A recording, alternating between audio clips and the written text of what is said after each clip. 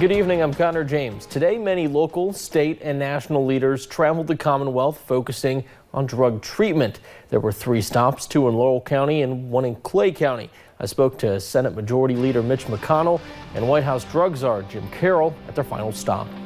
Monday afternoon, Senate Majority Leader Mitch McConnell was joined by many, including Governor-elect Andy Beshear in Clay County. They honed in on the opioid epidemic and visited the Freedom House in Manchester. Because we shall go forward strong, and our best days are yet to come. Kentucky Senate President Robert Stivers and others dedicated the House, which aims at helping people fight addiction. Senator McConnell and others then went to the Kentucky Air National Guard hangar in London. We've had a meeting here with all the first responders and law enforcement. Other people are on the front line.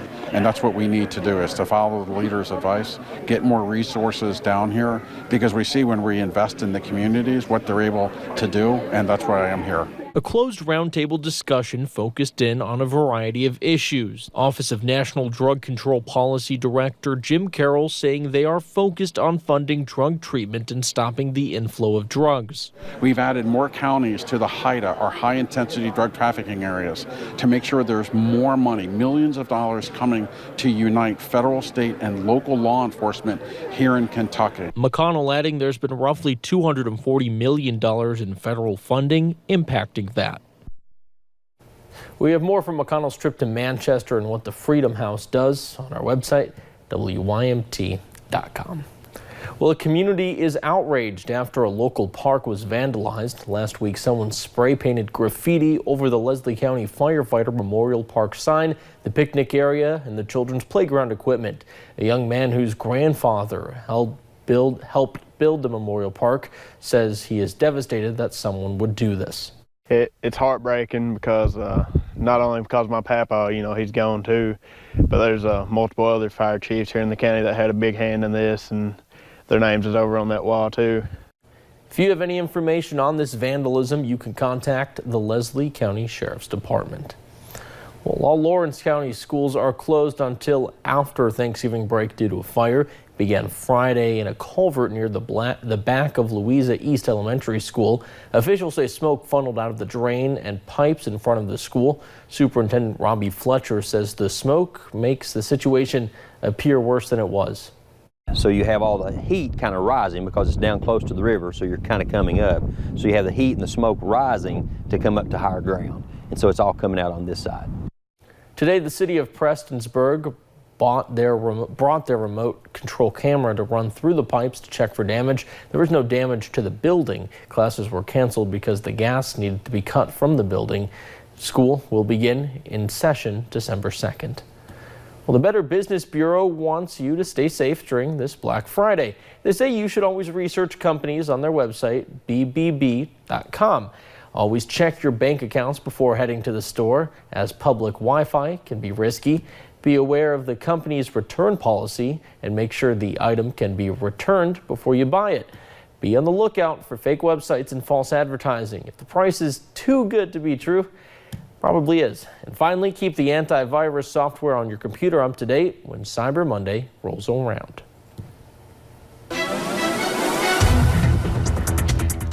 Today was a beautiful day here in the mountains. We saw temperatures pretty nice, above average for a lot of us. Temperatures right around 60 degrees at the National Weather Service in Jackson. A lot of us hit that 60-degree mark, so it was a nice treat to start off this holiday weekend. Over towards Whitesburg, looking like a calm scene at about 11:04 tonight, and you can see those gorgeous lights lighting up the downtown area. Just a nice calm scene, and temperatures already down into the 30s for some of us, so folks in the Cumberland Valley and the valleys throughout the region may need to layer up. And on top of the ridges, temperatures into the upper 40s. Still a cold night throughout the mountains, and we're going to see those clouds. We are seeing clear skies now, but clouds will increase as we head into tomorrow morning and afternoon. That comes with rain chances as well. And how will that affect your holiday travel forecast? I'll have those details in just a little bit. Connor.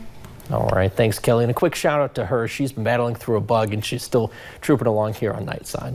Well, in 2006, Kentucky looked on as a small town girl walked away with the crown and title of Miss USA. But a few short months later, Tara Connor, a Russell Springs native, would make headlines again, this time for underage drinking and cocaine use. Connor could have lost her title, but she didn't, and instead was forced into rehab. She is candid about her time using, brutally honest about her journey to beat addiction, and hopeful for others in treatment right now. As Amber Philpott reports, it is something she admits she didn't always have. Hi. Nice to meet you. Tara, nice to meet you. Hi, I'm Dakota. Dakota? Yep. Nice to meet you. How long have you guys been here? If there's a place Tara Connor feels at home, it's with others who share her same struggles. To these guys at the Hope Center in Lexington, she isn't a former Miss USA, but rather a sister in recovery. I'm just grateful that there's a place like this, too, because I'm no different than you guys. The only thing that is different, Connor's trip to rehab was much more public. I think that the way that I got sober was the way that I was supposed to get sober because I needed that. I needed that mass humiliation. Much of Kentucky watched in 2006 when Connor took home the title of Miss USA. But just a few short months later, the headlines were very different. I've always been a believer in second chances. Tara is going to be given a second chance. Back then, the tabloids had a field day, underage drinking and testing positive for cocaine. Connor doesn't dwell a lot on that now infamous news conference or her then boss and former pageant owner Donald Trump, only to say it helped her get sober. But now looking back, regardless of the intention of how I got to treatment, I got to treatment. And had that not happened, I don't know that I would be alive today.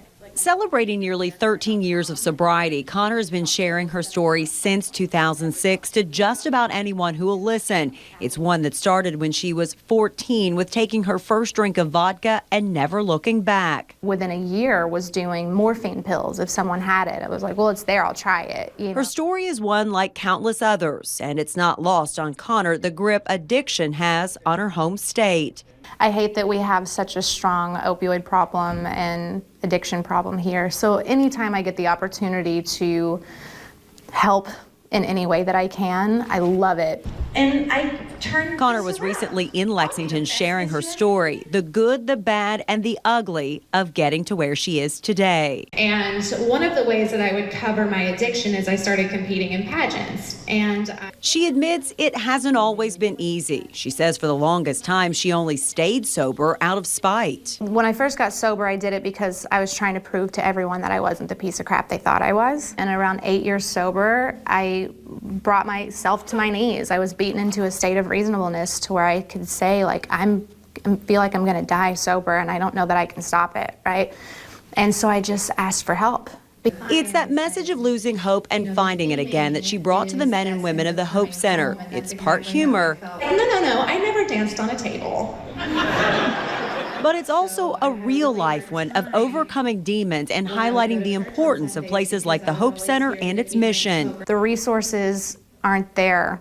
And that's why I love the Hope Center so much, because you can be at any stage of your addiction. You can be at any stage in your life, and they'll take you in. The title of Miss USA is long gone, and while some may say she tarnished the crown, Tara Connor has long taken it off and says her platform is even more important now than it was then. Wherever I can be useful, my life is completely to be of service and to help other people, and that's my mission, and I'm more of a Miss USA today than I ever was back then.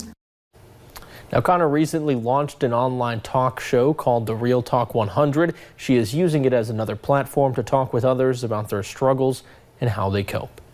Well, with Thanksgiving only a few days away, people are starting their holiday travels. AAA is expecting about 50 million people to be on the road this week. That's a 3% increase from holiday travel season last year. Travelers we talked to earlier today say the roads are not too bad yet. I haven't noticed much of a difference yet. It might be a little bit more busy right now, but for the most part, it still seems to be pretty light going. Representatives from AAA said today and Thursday morning are the best days to travel this week, as not as many cars are on the road. Well, extreme weather changes over the last several months have caused a shortage in Christmas trees. Farmers in Whitley County picked up their Christmas trees picked up their Christmas trees from North Carolina last week, as many do this time of year. However, an estimated 10,000 trees were lost on that farm alone from both the heavy rainfall in early summer and the stunted growth they got after the drought. Pretty good looking tree, so I will have trees next year, but there'll be a lot of farms that won't have a tree at all. Sally Gap Farms ended up with around 300 trees this year, a significant drop compared to their usual 500.